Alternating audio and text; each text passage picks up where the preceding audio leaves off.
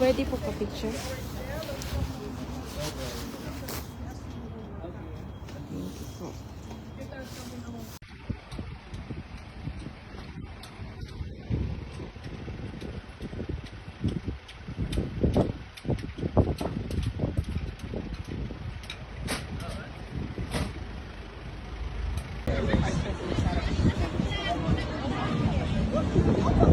Sabi naman niya kung siya, nag-antay din siya ng relievo kasi nag-text of kid dito. Nag-aantay kasi sila na magkaroon ng siya sa kaya lang na nakapisa si Vice President at sinamahan niya anak niya manood ng Taylor Swift dito sa Munich. Kaya meron siyang so happened. I think the family. The family, I think, has a visa. Si husband niya, at saka yung daughter.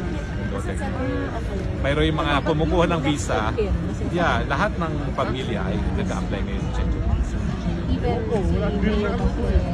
Lahat ng magkakapatid. So in the meantime, na wala pa yung karelyebo, tatagalinis ng Office of the Vice President.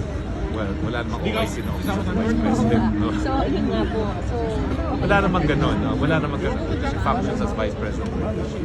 And then, yung preparation for the impeachment.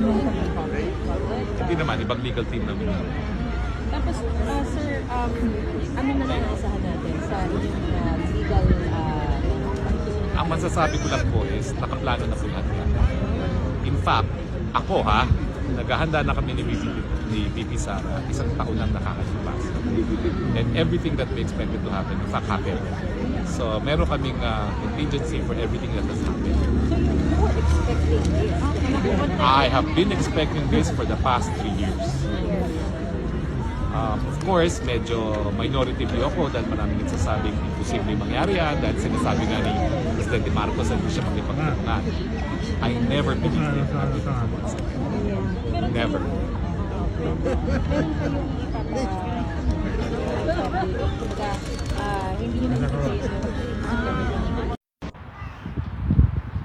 Assalamualaikum.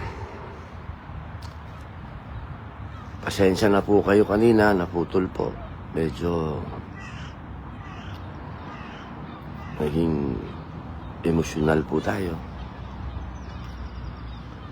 Pinipilit man po natin na mag-relax, katulad po ng sinasabi ni Mayor.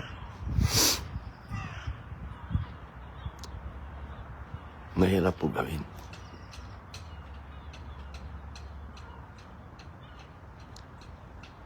Kadarating lang po ni ES Salvador Mitaldea, yung best friend po ni Mayor. Kadadating lang po niya, nakapasok na po siya, alhamdulillah. Nakapasok na po siya, dala po yung mga inayos po nila. Kagabi, yun po yung mga hinanda nila kagabi na mga gamit po ni Mayor, sinelas, damit.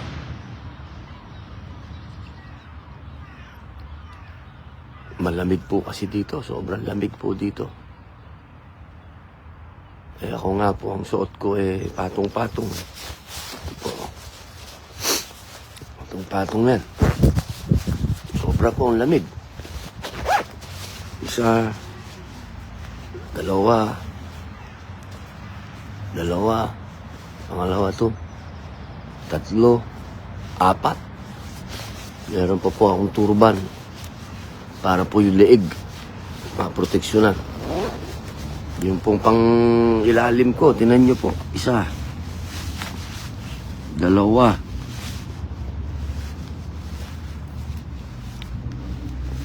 tatlo, apat.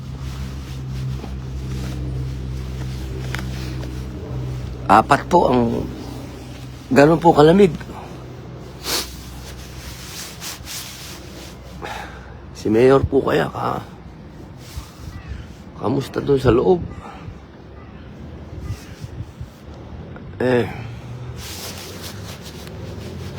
Alam nyo, pagdating sa pangungulungan, ako po ang sumukum laude dyan. Huwag nyo akong tanungin, tanong sa patungkol sa kung ano-anong gagawin natin sa legal. May mga abogado dyan, pero pagdating ko sa kulungan, ako ang magaling dyan. Ako ang mahirap pumakulong. Sinasabi po ng lahat dito, pag kinakausap yung mga opisyal po dito, nagpa-flashback sa akin yung aking pong pangungulungan sa loob. Sapagkat yung po bang trato, yung trato ng gwardiya, trato ng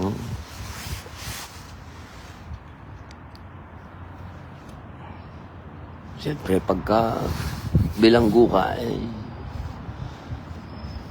sabi nga nila, lowest mammal, pinakamababang antas ng pagkatao yan. Huwag kang antay ng siguro talagang tamang paggalang.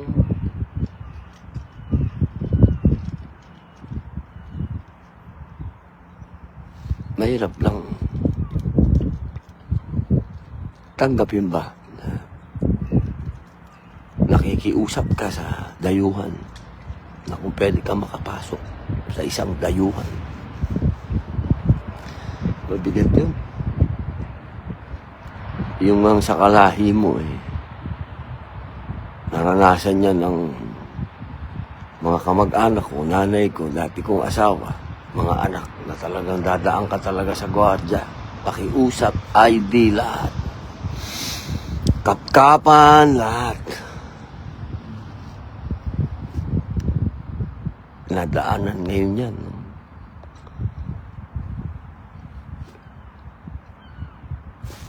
Namin. Lalong-lalo na yung pamilya ng ating mayor, ating dating pangulo, yung ating tatay. Dinadaanan lahat ngayon yan sa ilalim ng dayuhan. Dito sa dayuhan na bansa. Nakikiusap tayo.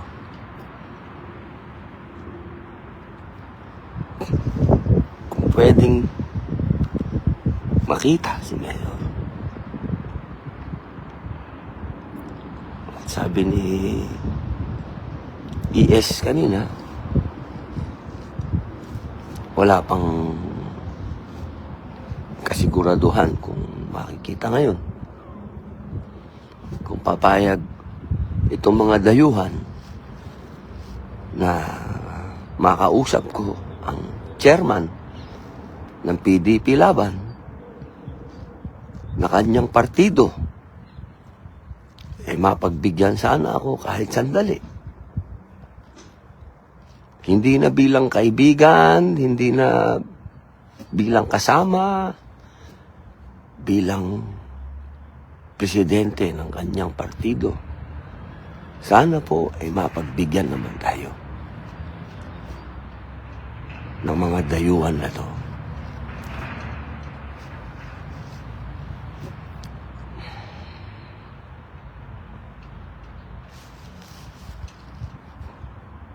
Bakit tayo umabot sa ganito?